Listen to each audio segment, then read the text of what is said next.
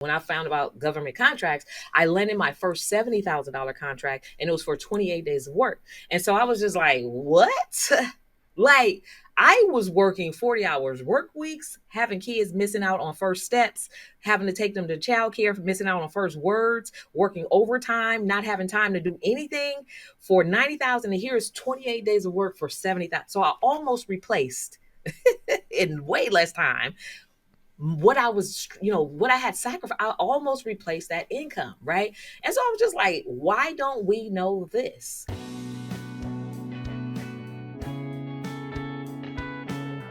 Empower You podcast is devoted to bringing real world wisdom and encouragement to our listeners. We discuss a multitude of life principles and the process from an economic, cultural, and societal perspective. We believe that through tough conversations and shared wisdom, we can pave the path and leave a ladder for the future. Subscribe to our channel and let us empower you.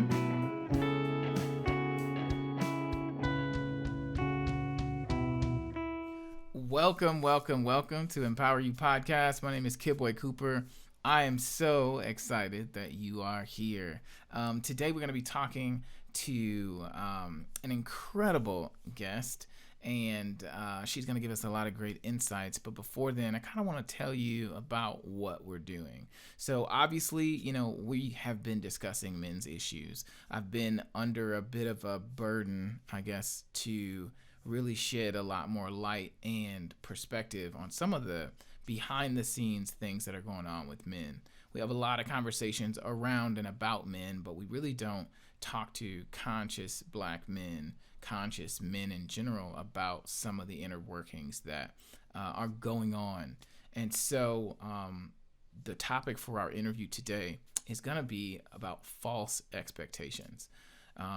We have a lot of expectations for men, and we have a lot of things that we aspire to be as men, but we really got to get to the bottom of what that looks like and how that is perceived by others. And maybe we're operating under a scarcity mindset or a lack mentality, thinking about ourselves in this way and putting expectations on ourselves that may not be truly accurate. And so I have been documenting all these incredible conversations. You can go back through and listen to some of them. But today we'll be speaking with Karwanna. So, first of all, I want to say this. Me and Karwanna are in an elite business group together. And I had no idea who she was at first.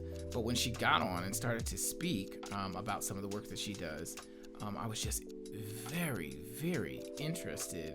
And since then, I've kind of stalked her page and then eventually asked her to come on the show. So Karwanna is a government contract specialist. She's a serial entrepreneur, owns multiple companies. She's a mompreneur, so you're going to see her with her little king with her right now. She's a mother, she's a wife, she's absolutely incredible, and I think you're going to get a lot of value from the things that she has to say. So I'm going to go ahead and bring her up, and you guys can help me welcome her. Karwanna, how you doing? I'm doing great. How are you? And thank you so much for having me. Absolutely. Thank you for being here. I know you're very busy, and that's what comes to the territory of being awesome. So I appreciate you for being here for sure. Sure, no problem. Thank you. So do you mind telling us a little bit about yourself and what you do, and then we'll kind of get into some of the questions. Absolutely. I am Karwanna D. I'm a government contract strategist. I work with minority small business owners, teaching them how to actually grow profitable businesses by landing the number one largest purchaser of all business products and services in the world, which is the government. And over the past 5 years, I've helped over 200 small businesses, minority small businesses at that, generate an additional $3 million and growing in revenues on contracts that are specifically set aside for African American owned businesses, right? And so that's what I do in a nutshell. I'm also a mompreneur. I'm from the San Francisco Bay Area. And, it's just all about impact. Like, that's what I want to do. I want to help other people learn how to achieve their dreams by leveraging their business as a vehicle to generate wealth. That is absolutely incredible. Thank you. There's so many things that you just said that I didn't know about. I had no idea before knowing you that the government was the number one purchaser of services. I had no idea about that. And I also, and maybe this is like conditioning, right? I never think there's actual dollars set aside for, businesses of color or businesses run by Yeah. people of color. Yeah. I Yeah. think that is just, that's mind blowing in of itself, and that's worth Yeah. looking into. How did you get Absolutely. into government contracting? Like that seems like Yeah.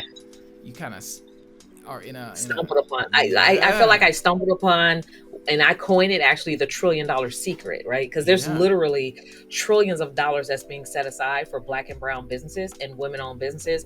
That most, like the majority, I would say more than 90% of small business owners don't even know that exists. Don't even know that you can sell to wow the government. And so, as a entrepreneur, I started the entrepreneurial journey about 20 years ago, and that was at the age of 27. I actually walked away from corporate America because I wanted to build my own dream and to begin to create a legacy. But like most small business owners, like initially, like you don't know, right, who's your customer. So you're thinking your auntie, your mom, your cousin, your friend, your siblings, your friends, and all yeah initially. And so that's the reason why we start off in the first few years struggling, trying to push a business up a hill, right? As opposed to finding, learning about or knowing about or becoming aware of other ways to really grow a profitable business. And so for the first few years, I struggled in business, and I was trying to figure out like how, after hundreds of thousands of dollars in student loans, in getting a master's degree in business, I still don't know this, right? And so like after a few years of really struggling, I really just started soul searching and digging and asking questions from other like successful businesses, like because I grew up to where it was like it was tapped. Like you don't ask a person what is their secret, right? What is your right secret to success, right? yeah But I got so desperate in business that I really, the first Black billionaire that I knew and met, I asked him, how did you do it? Like because we had gotten close, like we went to church together and all that stuff. That was like a big brother. And I was like, dude, like how did you do this, right? And he said, and I was actually doing some freelance work for him, and he said the same thing you're doing for me, you can do for the government. I was like, what are you talking about? Like the government has contracts for Black owned business. Oh, really? Okay. So, it took me a while to kind of learn the process and do some research and figure out exactly how to do it. But that's when I learned the biggest kept secret, that will revolutionize your business, like and change the way we do business. Instead of chasing customers, there's a customer who's already looking, and they have to spend those dollars with us. And so that's how I learned about government contracts, and then from there, my whole complete life changed. So now I'm empowering other Black and brown and women-owned businesses, showing them exactly the things that I learned in business. that is wild. Oh my goodness, that is like Yeah. just exciting to even hear about. And I'll be honest,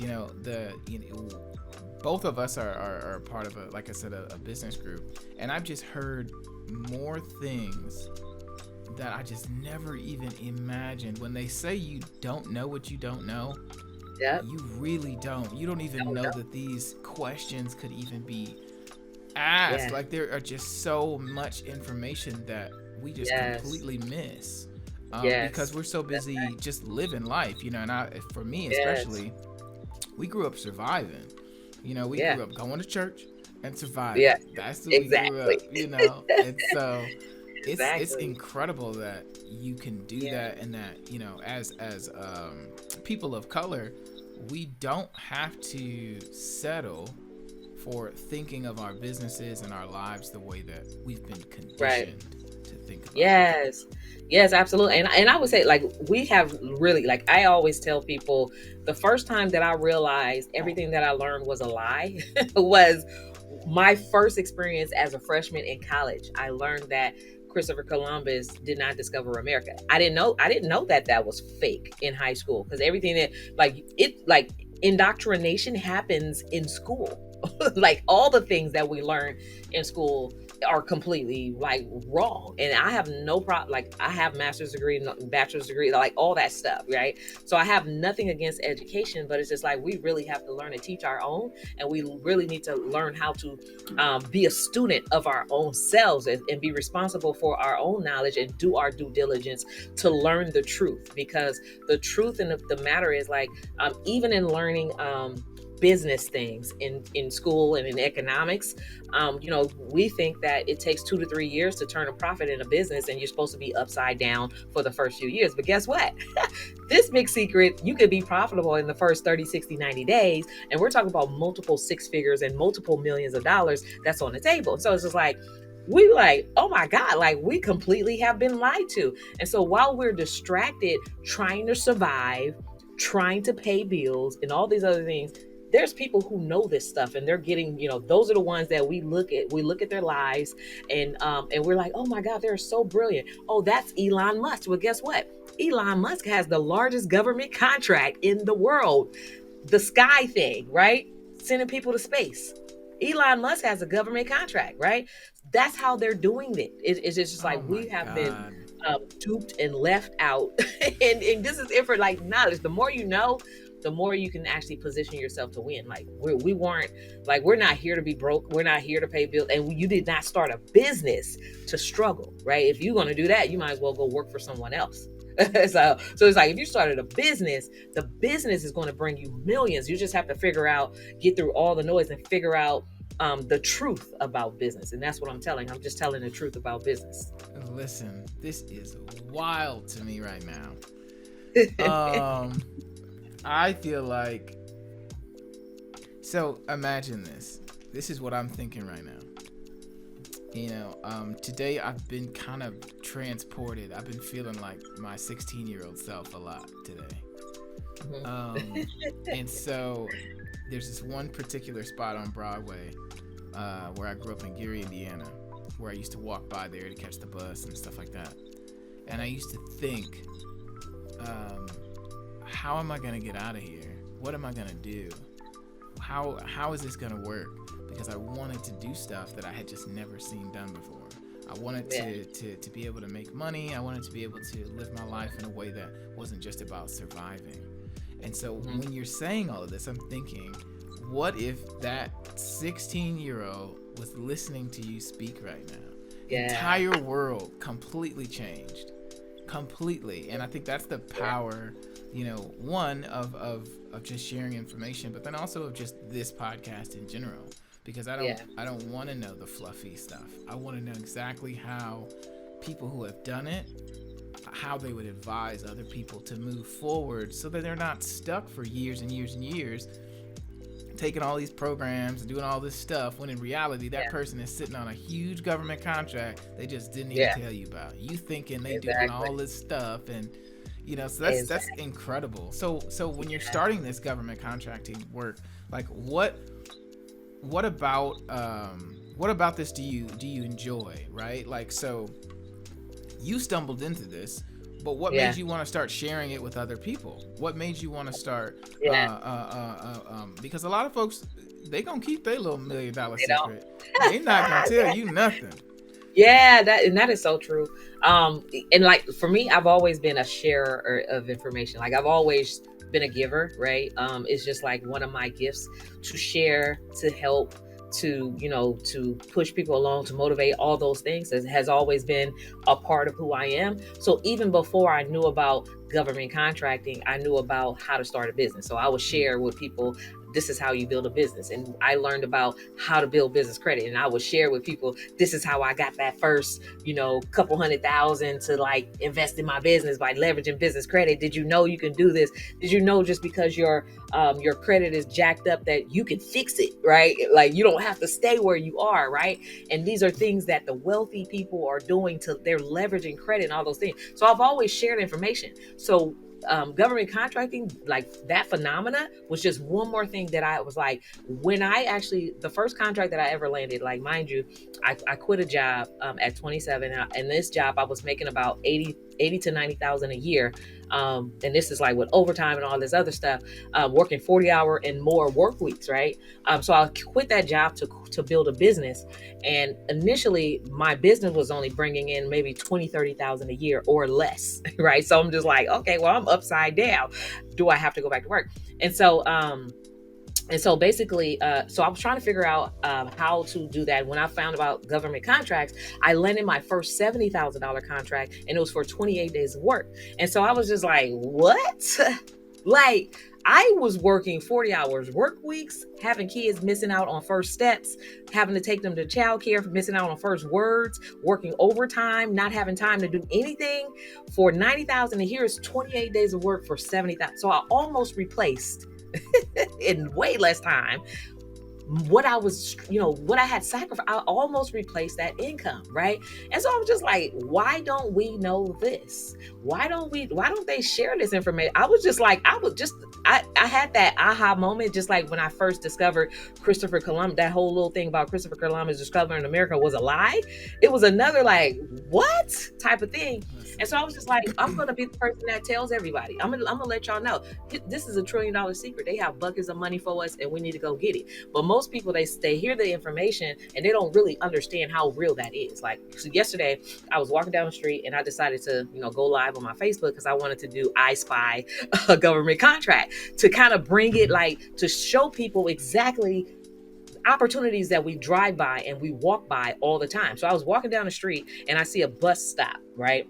I'm like, a government contractor, like a small business, built that bus stop. And then you know how they have the advertising display boards? Well, a communications firm, public relations firm, and a graphic design contractor, these are small businesses, they built that and they enclosed that there. And then I saw the street signs and I'm like, well, they have government contracts for street signs. Like, I know people personally who have $1 million, $1 billion companies because of government contracts, just providing the street signs. And then I was walking down the street and I'm looking at the grass, right? And it's unkept. And I'm like, there's landscaping companies that get government contracts just to keep the grass. And I'm looking at the windows on the post office and I'm like, there's glazing, small business glazers that get contracts to put in the windows. And then not even beyond that, there's janitorial companies they have contracts for to do the power washing of these windows. So we walk by $1 million opportunities every day, but most people don't see it. It's like your eyes is wide shut.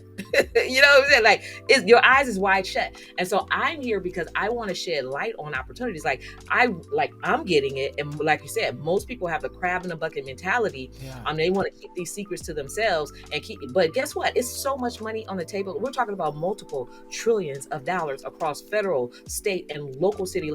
I can't get all that by myself. I'm not a blazer. You know what I'm saying? So I'm just like, I want to share that information with Black businesses because it matters. We've been struggling way too long working for Uncle Sam, like trying to payday to payday, passing down debt to our kids when there's opportunities for us to change the very narrative. And so when you're engaged and involved and you care about the Black community, well, it's going to take some money to get us out of that. And small businesses, like, we have so much power when it comes to government contracting, when it comes to corporate contracting, all that cash flow. Like, we can literally do things like buy our blocks back. We can literally be philanthropists in our communities, and we can literally change our circumstances. And it starts with one, right? So it's like, the more people I can empower, look, you just sat back like, what? The more people I can empower with this information, the more, like, we're likely to actually begin to change our circumstances, one business at a time. Because small businesses, it's all about small businesses. And the SBA, the Small Business Act, the Small Business Administration, they know the power of small businesses, which is why they have this here in the first place. Wow. My mind is blown right now. Yes. Oh my God. Like, I don't even know what to say. That is so incredible. Listen, when they say you don't know what you don't know. Don't know? Yeah. You really don't. And that's incredible. We're going to have a conversation offline about that because there's so much, oh my goodness. So how has it been for you navigating this environment, right? Because I feel like, and maybe I'm wrong, but is government contracting a very male-dominated industry Yep. or field? Mhm. How are Yeah. you dealing with so many different Yeah. male energies or whatever? And especially as a Yeah. woman, a black Yeah. woman, like Yeah. how is that for you, and how are you overcoming some of that? Yeah, so the thing about it is, yes, it's definitely dominated by men, which is the reason why they also have a set aside budget specifically for woman-owned businesses, right? So Yeah. it's just like you could, as a woman, you can double dip in both pots as a minority and as a woman, right? So there's contracts for women, there's contracts for minorities, and if you're disadvantaged as a business, there's a contract for you because of that status as well. And so like it has been I mean the men they're actually welcoming, right, to women who get involved in government contracts. Especially we have women glazers, we have women construction firms that are getting government contracts, like women who are getting into the trades who have contracts. Like it's amazing. Women who do like construction management, we have a lot more women communication firms that are getting involved, public relations firms like photographers like myself that are getting involved in government contracting. And so it's just like, it's not like a competitive thing. Like you don't find yourself competing with men because they have to use you. Like if a Yeah. male owned business got like a $1 billion contract, they have to use 5% of that contract for a woman. So it's just like, you know, they need us. So yeah, Wow. And that yeah, it probably secures their ability, because now when those questions are asked, they know they have a good contractor. They know they can check all the dots. So that means they yeah, can take on that $1 billion contract. yeah, absolutely, That's absolutely. that's awesome. Oh my goodness. So you talked about, these ideas that, especially in the black community, we have about ourselves. Yeah, And being in California, I feel like you probably see a lot of different lifestyles playing out, right? And yeah, lifestyles are based on choices and ideas about yourself. yeah, So what I'm wondering is, what is the resistance that you get as you are working with different people?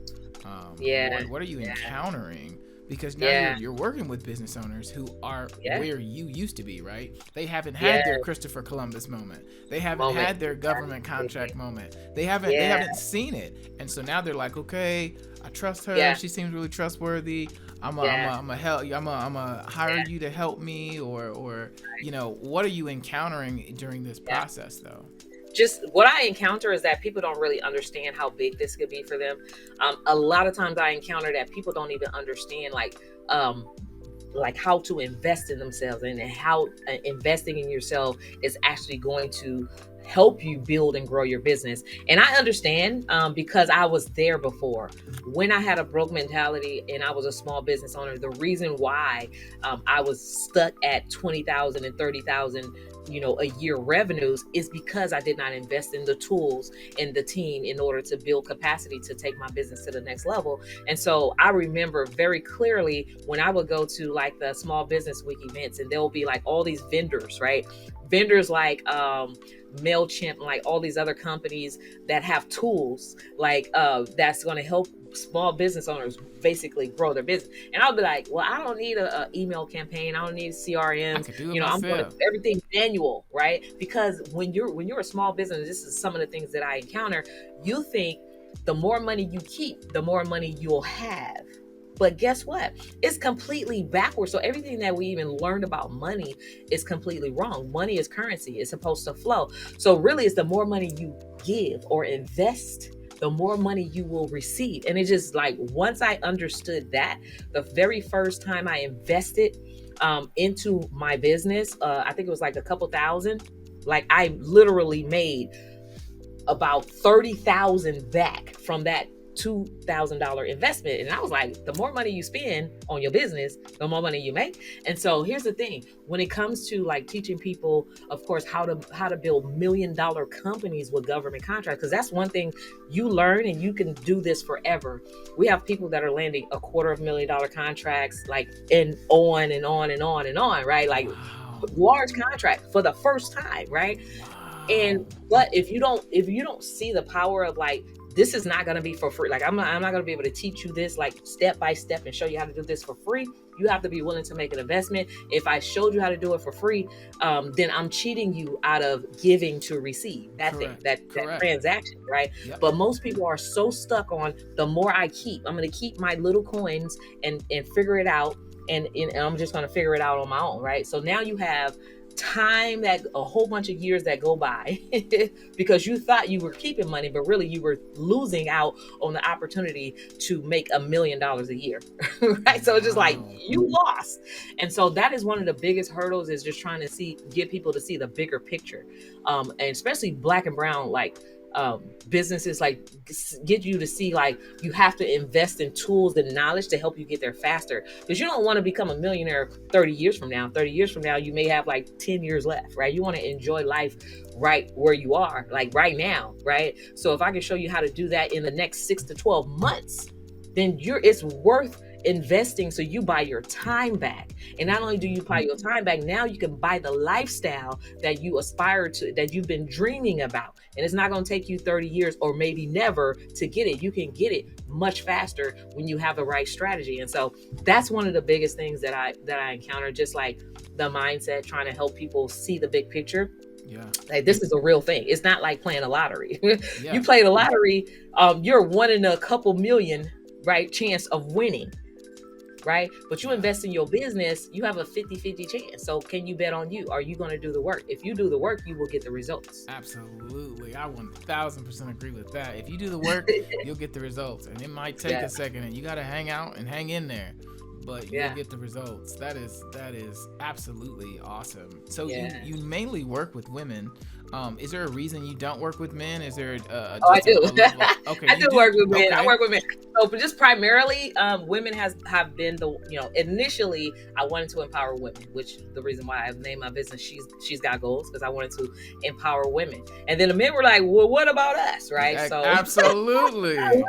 We want to make money too. So so I did start working with men, and then also like my husband, he's like my partner. So we got the He's Got Goals too type of consultant firm, so we work hand in hand. But I do also help, I coach men and teach them like money is money. Like it's the same system for women, it's the same system for men on how to get government contracts. So we do work with both women and men.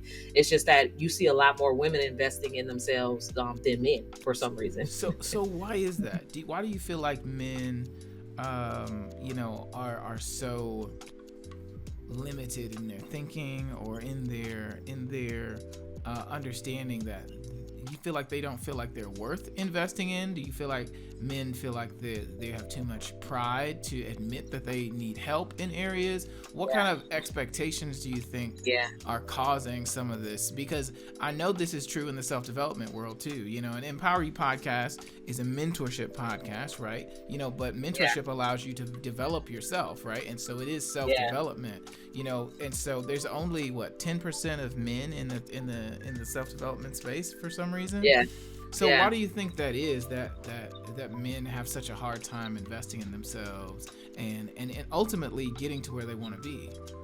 Well, I would just say, just from the the men that I've encountered and have known over the years, is just like, one, they think they can do it all themselves. Men, like a lot of men, and this may not be true for all men, but men think they know it all already. Like, what can you teach me that I don't already know, right? Especially learning from a woman. Like, what can you teach me? Like, you know what I'm saying? So it's just like men think they already know it all. And then also, I guess there's this thing that men are supposed to be the breadwinner, and the only thing that they've been taught growing up is the breadwinner goes out and work a traditional job. So you're not taught that, how to really think outside the box, outside of that, and try to figure out like, well, who can I pay to show me how to do it faster?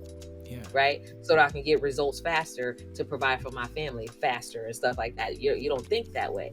So I don't really know the answer to that, but I know that here lately I've seen a lot of there's an awakening happening, with young men like yourself who are creating wealth through podcasts. Men are waking up, they're waking up, and you're seeing a lot more men that are out there advantageous, just like learning how to generate wealth and building wealth and having wealth discussions and having like mastermind groups about wealth and all different types of investments and things. So they have come around, because before, like, this whole conversation about wealth building and things was dominated by women. Like, we've been having this conversation for a long time about leveraging life insurance to generate wealth, and like all of these different wealth strategies that we've learned, right? And so now men are like, they're starting to have these conversations as well. So you see it a lot more than it was like 10 years ago, where it just wasn't happening.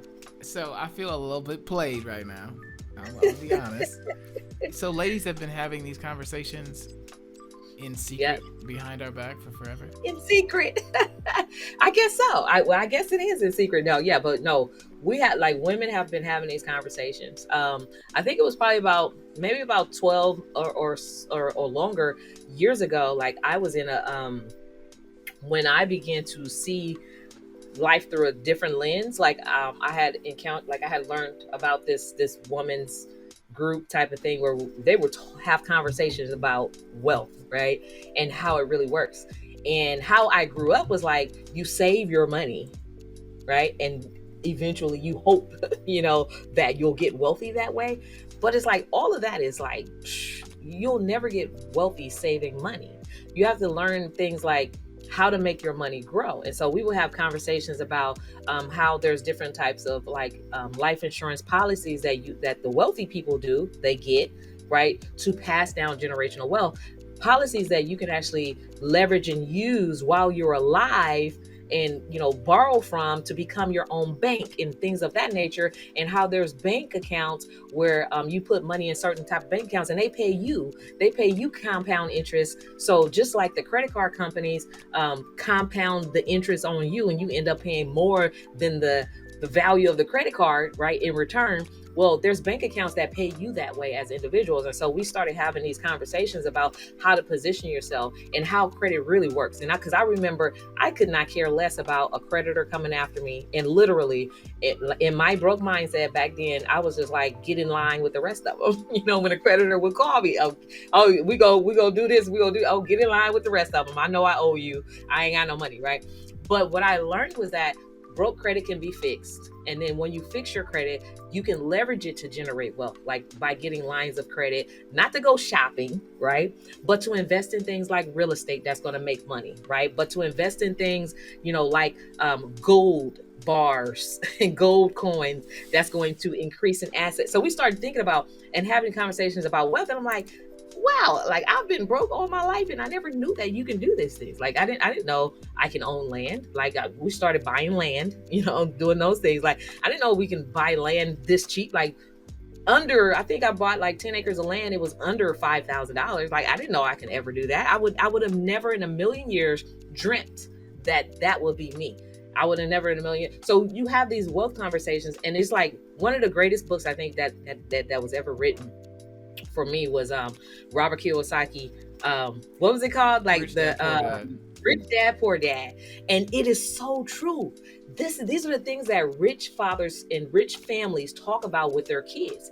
What we talk about is put it on layaway, right? That type of thing. Like, save it up, go pay your tithes. We don't talk about, here's the life insurance policy that I've had. It's $1 million policy that I have for you. Okay, what I want you to do is cash it in and get another, take 20% and invest the rest in another $1 million policy for your kids or whatever. These are $1 million policies, right? That if something happened to you, your house is paid for, your kids are inheriting things, and then you're passing down the riches, right? So it's just like most African Americans, we're thinking about policies to bury people. Well, a $10,000 policy is going to just bury somebody. But what do you do for your family? How do you leverage that, right, to generate wealth and that you can become your own banker and all that stuff? And so, yeah, so those are the conversations that we started having without the men. Wow. Yes. Wow. This is so very, very interesting. Oh my goodness. And so I think about this and I'm like, okay, so what do you think, I'm trying to figure out how to phrase this conversation. There's so many things that are like flying to my mind. You're not having these conversations, or at least you weren't having these conversations with men, because men don't want to reveal that they didn't know before they talk to you, right? I would say yeah. I would say Okay. yeah, but also like for most of us like that were married, like men were like they dominate the money. Like you know what I'm saying? They're like, oh, let me go do this. They'll go blow money on, riding around, going out to eat. But then you're like, here, I want to invest in fixing my credit for the longer picture. They didn't, men didn't see the longer term picture, right? So it's just like, yeah. So I mean, it wasn't intentional, but yeah, that's the reason why women can get together and have these conversations and produce something really amazing. But like I said, now men are starting to wake up. I see a lot more men having these very same conversations. Mm. I see. And so when you're saying this, like I grew up thinking, if a man don't work, don't let him eat, right? That was the big thing around the house. Like, so you always Yeah. supposed to be working and everything, which is fine. I don't think that there's anything wrong with working, but I do think Yeah. that working looks a lot of different ways. And I grew up thinking working meant, you need to have 2 and 3 jobs, which I had. You need to work, Yeah. 60 to 80 hours a week, which I did. You need to be doing all these different things because eventually, once you save out X amount of money, you don't want to take out you don't want to buy everything cash. Like that's how we do, blah blah. And I don't think there's anything wrong with that. I'm just saying Yeah. that as I've gotten older, I'm like, first of all, there's too many life situations for me to just wait on the cash to arrive. Yeah. One, and then also, this is an unsustainable pace to work at because I Yeah. may be able to do this at 25, but at Yeah. 45, I don't think I'm gonna be able Yeah. to do this. At Yeah. 55, at 65, my dad's Yeah. finally retired now, and it is a breath of relief for me because at 60 years old, my dad was still working 16 hours a week. I mean, 16 hours Yeah. a day. It's hard. Yeah. It's just It's like, it, I don't it's want to be hard. doing that. And like that's like it's one of the hardest things because it's like the norm. It's just like Mm-hmm. you're It's born into a socially world. acceptable. It's socially and you're told that what the American dream is to get it, go to school, get student loans, and then get a job, and hopefully your job is in the industry that you got an education in, and then work really, really, really hard and save your money, and hopefully buy a house and have a mortgage for 30 years, and then you die in debt. Like that is a life that's never really lived, and a lot of us live that way. A lot of people live that way, but it's just like if you knew that there was another way, like these are the other ways, like you can make more money and have your time freedom. Well, how do you do that? Well, these are the things that we should be learning in school, because a lot of the stuff that they teach in school even today is just like it's outdated. Like the education system was built and designed to create slaves. And for me, Mm. now that I see things differently, I see like the school system, like the jobs, employments. Even though we do need people that's employed, like it's slavery. It really Yeah. is. It's like because you're living paycheck to paycheck, and so I feel like the education system is designed to create people that struggle, so that, and if you notice this, it's the people that struggle to make ends meet that the banks actually win off, because you have bank fees, right? It costs you more to be poor because your credit is going to be bad, your interest rate is going to be up. If you don't have the money, you have to figure out how to come up with the money, and now you're robbing Peter to pay Paul. It's just like everybody else wins off you when you're poor, right? So it's just like everything that we were taught was wrong. So you have to figure out, well, how do you do it differently? Mm. And if you really think about it, it's excuse me. I'm sorry, poo poo. It's those people that were high school dropouts. Like some of the greatest people in the world didn't even finish high school. Like some of Yeah. the most profound like leaders didn't even finish high school. They probably didn't even have a middle school education, but they're multi-billionaires, right? It's Yeah. because they weren't all the way indoctrinated into Whew. what everybody else have gone through this system. It's like an assembly line, put you through this system, and you're going to think the same, Yeah. and now you can be Yikes. taxed. And then there's the just the expectations of how you have to be as a man. You're supposed to be Yeah. this, and a successful man looks like this, or a hardworking man looks like this, or a good man does that, or and there's Yeah. all these different reasons why you should be staying in these particular lines, right? Whether it's Yeah. Yeah. working 16 hours a Yeah. day, or whether it's, pursuing some education and getting all these crazy student loans, also that you can be acceptable, also that you can like be viewed as valuable, which kind of reinforces like a lot of the, at least to me, I think it reinforces a lot of the falsehoods about manhood and what it means to be a man Yeah. or a good man or anything like that. And I think a lot of guys, especially men of color, Yeah. because you don't even get as much access to information, those ideas are even more damaging. Yeah. Because now, not only do you have this indoctrination, but you even have less tools to actually even successfully carry it out. Yeah. And so you're constantly in this hamster wheel of just trying to keep your head above water, which I Yeah. think is to me, that's what I see. I see a lot of ego and a lot of survivalism. Yeah. Yeah. In men, especially the guys that I know, and it's kind of sad, man. I don't want to leave it that way. That's why I started this entire series. It's just because I want there to be a better conversation about men. I'm so tired of hearing about insecure men or high value men. I'm like, what do all these terms really mean? Value is an objective term, and so depending on what you decide to, what ideologies that you subscribe to, that's what's going to determine how valuable you are to your prospective mate. That's and right. a lot of times none of that is even talked about. If you don't want a guy who goes to church, what does it matter whether your dude goes to church or not? If you don't want a dude who works really hard, what does it mean? You could be a high value because you don't work a lot. That could, you know what I mean? So that all of those terms are so subjective, and I feel like men are constantly trying to keep up with this image that we're supposed to have, and I think it is just trash, personally. Yeah. No, I think you're right for sure. So obviously, you have a son. What's one of the things that you want to what's one of the things you want him to have as he gets older, as far as who he is, or an expectation that you may have for him? What is an expectation you want him to have, or you want him to live under?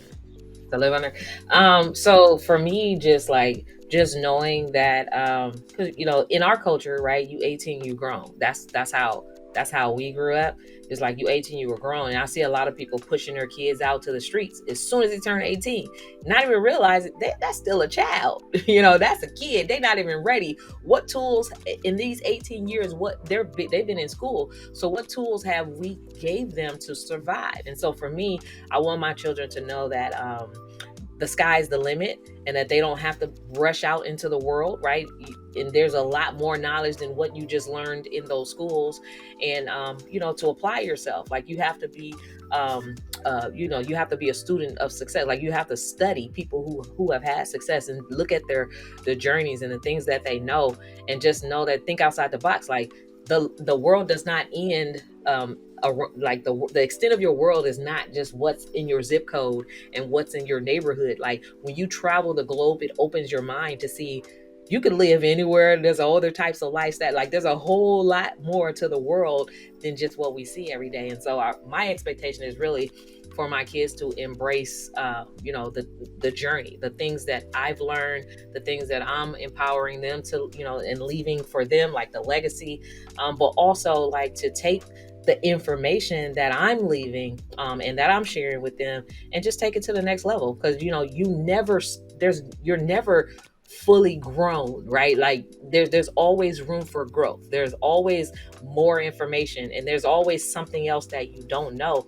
But at least just know that you don't have to do your American dream. Could be defined by you. Like, what does that look like? How do you want to live your life? And just, if you say, I want to go build a castle, well, you can do that. So set the goal and work backwards. How we're going to get to that castle, build a roadmap for yourself, and anything in life is achievable and attainable, and you can do it. Right. So I want my kids to know that there is no limits, to take the limits off, and don't let society define who you are or what's possible for you. Yeah. Oof, that's so good. That is so good to take the limits off. Like, who gave you those limits, right? Who set those Yeah, ceilings and expectations? That's yeah, just huge. So y'all who are listening, this is Karwanna D. She is a government contracts expert, mom, masterful mompreneur, CEO. You know, how do people get in touch with you if they want to explore different government contracting? For yeah. young people who are, Hmm. 17, 18, maybe 19 years old, they're Yeah. like, yo, I decided not to go to school because I'm going to start this little company. I really don't know what I'm doing, but I know I ain't trying to go to school and learn all. What do they need to do? What are some Yeah. steps they need to take? There's definitely there's some 18-year-olds. In fact, there's some 16-year-olds who have contracting businesses selling to the government right now. In fact, there's a young man named Wesley Ross, who landed a multi-million-dollar contract during the pandemic. He was 16 years old, selling masks and hand sanitizers to the government. So they literally buy everything. And so, like, if success, like, if success looks like dollars to you and money and the business, all that stuff, like, you can definitely position yourself no matter how young you are.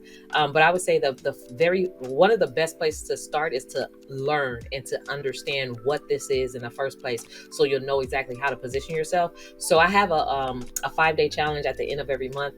If you go to govconchallenge.com, actually you'll during that 5 days, you actually learn how to become pre-qualified as a government contractor. So you'll learn exactly what you need to have as far as your business, exactly how to leverage your socioeconomic disadvantages to get ahead, like being black owned, being disadvantaged on, being a local business, like all those things, and how much money is out there for you. And then you'll also learn how to basically unlock multiple streams of income and millions of dollars in potential revenues for yourself, just by going through that 5-day challenge. Like, that knowledge is so very powerful.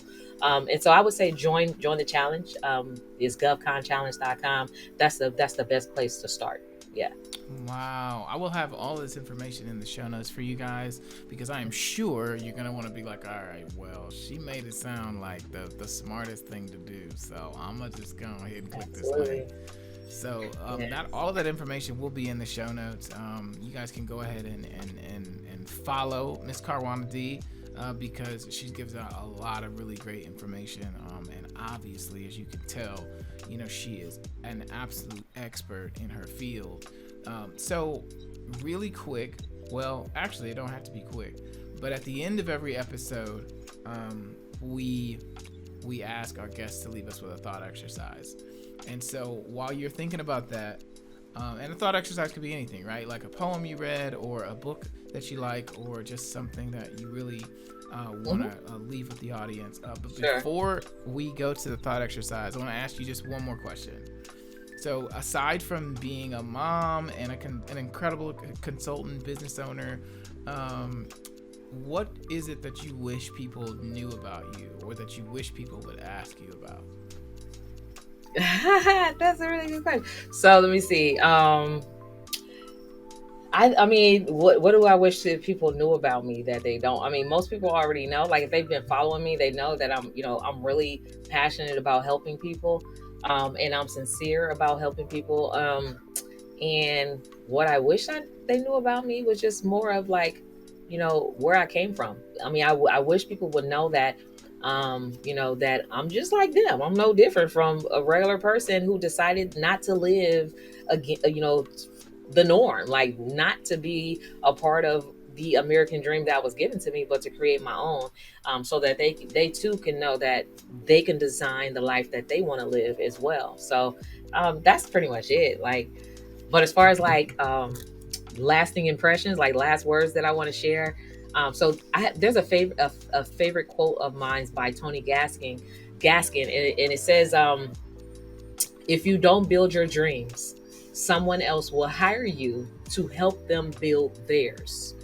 And when I actually first saw that quote and heard it, like, it really, really resonated with me, because I realized, for the first few years of, adulthood, I was actually working for someone, helping them build their dreams. But yet, all of the dreams that I had growing up as a kid was deferred because I wanted to help somebody else build their dreams, not even knowing. It's not that I wanted to. It's just like I just thought I'm supposed to work, and in working, that's what I'm doing. I'm helping someone else build their dreams. But one of the quotes that I actually designed is like, and this is something that I actually live by: live life by design and not by default. So I made it a commitment to myself to do that, to design the life that I want to live, right? Whatever that looks like. So now, instead of living by default and doing things that we're told to do and living the way we're supposed, that they say we're supposed to, like I actually can, write out my vision board and live and design the life, that I want to live, and actually put my action steps into place so that I can accomplish those things. And so that's what I want to encourage and empower people to do. Like, you don't have to, just because you have bad credit, right? That doesn't mean that you have to continue to have bad credit. If you aspire to have A1 credit, well, live life by design, right? Put that on your vision board that you want to fix your credit so that you can, whatever it is that you want to do by leveraging that credit, or maybe you just want to have it good, right? But you get to choose, right?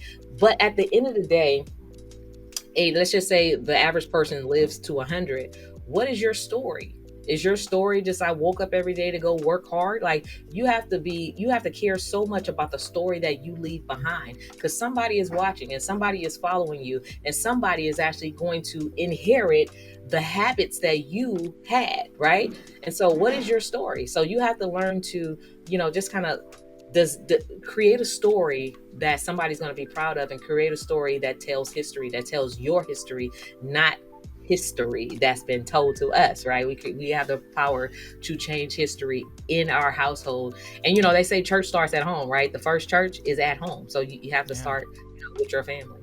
Wow, that's so good. Oh my goodness. Live life by design and not by default. Listen, that is absolutely incredible, and that is a great principle to establish in every big decision you want to make. Is this because I want this, or is this because I just feel like I'm supposed to do this, or because it seems appropriate? Or that's like literally, sometimes I drive down the street and you can see people who don't have who don't have that principle, right? It's like I created that principle, so it's like you can actually see people who live by default. They're just like on the street, alcoholics, on drugs. Like, you just wake up every day to, like, there are people in my community that wake up every single day to go stand on the corner for 12 hours. What? Like, you're living by default, like, because you don't know any better, right? So you got to live on purpose. What is your purpose? And unfortunately, a lot of people don't know what their purpose is. They just live by what they've seen and think that's the way to go, and they don't know any better. It's like that's life to them. That's the extent of their life. But and I'm gonna say this before I go, because I have like some clients that I'm gonna be coaching in a few minutes. But this conversation is so good. On the tombstone, I heard this in a message once before in church.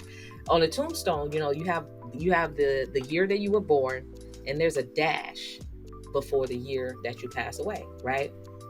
That dash is your lifeline. So it's just like, what are you doing with your dash, right? That's your whole entire story. How small that's your whole entire story. And there are literally people who will live an entire life and never live at all, right? So what are you going to do with your dash? Wow. Oh my God. Y'all, listen. Thank you so much. I am just blown away right now. I really appreciate you coming by. We will definitely have all this information for Miss Karwanna D in the show notes. Oh my gosh. You are incredible. You are absolutely incredible. Thank you for sharing with us. Sure, and we'll definitely let you know when all of these different clips are available and the videos available. To all of you all who are listening, thank you. And we'll talk to you guys a little bit later. Peace. All right.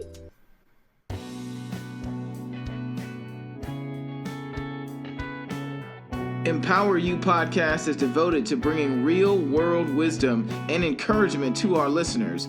We discuss a multitude of life principles and the process from an economic, cultural, and societal perspective. We believe that through tough conversations and shared wisdom, we can pave the path and leave a ladder for the future. Subscribe to our channel and let us empower you.